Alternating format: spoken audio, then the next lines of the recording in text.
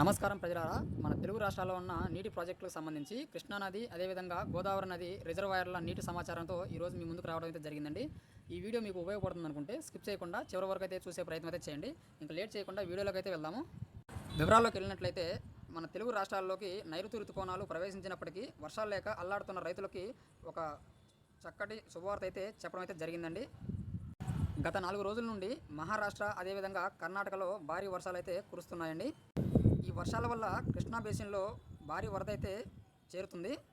కర్ణాటకలో భారీ వర్షాల కారణంగా ఆల్మట్టి ప్రాజెక్టులోకి అయితే భారీ వరద అయితే చేరుతుందండి. అది రోజు రోజుకైతే పెరుగుతుంది. గత 3 రోజుల నుండి అనగా మంగళవారం 60,000 క్యూసెక్కులు వస్తుండగా అది బుధవారానికి 85,000 క్యూసెక్కులకు చేరింది.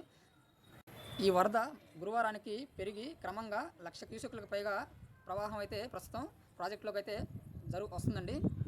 దీంతో సగటున రోజుకి 12 టీఎంసీల నీటి ప్రవాహం అయితే ప్రాజెక్టులోకి అయితే వస్తుందండి. ఆల్మట్టి పూర్తి సామర్థ్యం 129 టీఎంసీలు కాగా ప్రస్తుతం 87 టీఎంసీల నీటి నిల్వ అయితే ఉన్నది. ప్రస్తుతం ప్రాజెక్టుకు మరో 48 టీఎంసీల నీళ్లు అవసరం కాగా వరద ఇలాగే కొనసాగితే మరో వారంలోగా ఈ ప్రాజెక్టు నిండే అవకాశాలు అయితే చాలా అధికంగా అయితే ఉన్నాయని అధికారులు అయితే చెప్తున్నారండి. మరోపక్క తుంగభద్ర నదిలో కూడా భారీ ప్రవాహం అయితే చేరుతుందండి. ప్రస్తుతం 35,000 క్యూసెక్కుల నీటి ప్రవాహం అయితే ప్రాజెక్టులోకి అయితే రావడం అయితే జరుగుతుందండి. మరోవైపు నారాయణపూర్ కెపాసిటీ 37 టీఎంసీలకు గాను ప్రస్తుతం 25 టీఎంసీల నీరు నిల్వ అయితే ఉన్నది. ఇంకొక పక్క జూరాల ప్రాజెక్టులో 9 టీఎంసీలకు గాను ప్రస్తుతం 7 టీఎంసీల నీటి నిల్వ అయితే ఉంది. ఈ వర్షం ఇలాగే కొనసాగితే కర్ణాటకలోని ప్రాజెక్టులన్నీ కూడా వారం 10 రోజుల్లో నిండే అవకాశం అయితే ఉందండి.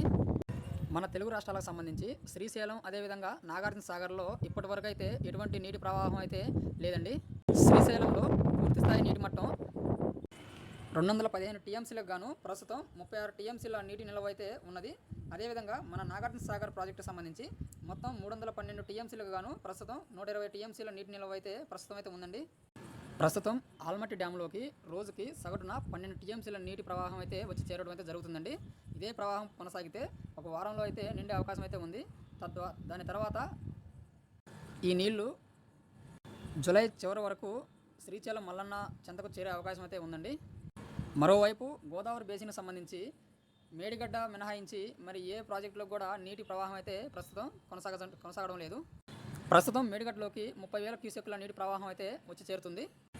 ఇది ఫ్రెండ్స్ మన కృష్ణానది అదేవిధంగా గోదావరి నది బేసిన్లకు సంబంధించి నీటి నిల్వల సమాచారం. ఈ వీడియో మీకు నచ్చితే లైక్ చేయండి, కామెంట్ చేయండి. అదేవిధంగా తోటి రైతులకు కూడా ఈ వీడియోని షేర్ చేయండి, అది వారు కూడా తెలుసుకుంటారు.